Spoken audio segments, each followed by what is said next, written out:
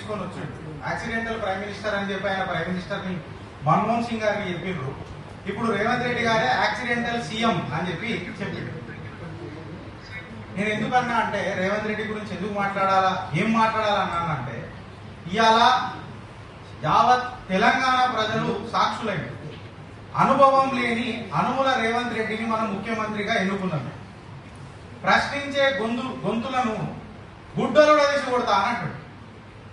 నేను ఈ వేదిక మీద చెప్తున్నా అన్న, పెద్దలు అందరూ ఉన్నారు. ఇన్ఫాక్ట్ చెప్పాలంటే నేను బచ్చగాన్ని మీ అందరూ ఉన్నట గుడ్డలు తీసే దినోత్సవం ఒకటి పెడదామన్నా. యావత్ తెలంగాణలో ఒకటి గుడ్డలు తీసే దినోత్సవం ఒకటి పెడదాం. ఆయన పైశాచిక ఆనందం పూర్తవుతుంది.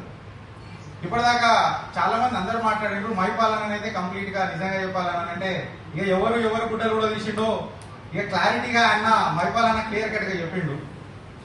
రేవంత్ రెడ్డి అన్నకి ఏం చెప్తున్నాం అంటే ఈ అహంకారం ఏదైతే ఉంది కదా రేవంత్ అన్న, ఇది కేవలం 5 సంవత్సరాలు.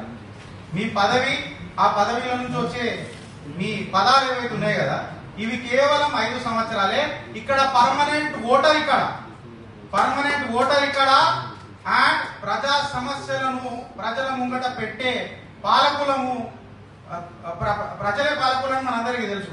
ఆ పాలకులకు తోడై నిలబడ్డదే ఇలా యూట్యూబ్ డిజిటల్ మీడియా అసోసియేషన్.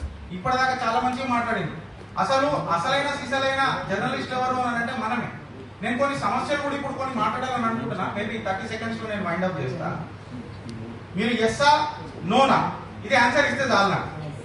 ఇవాళ తెలంగాణ సమస్య నిరుద్యోగం, అవునా కాదా? దాన్ని బయట పెట్టింది ఎవరైనా?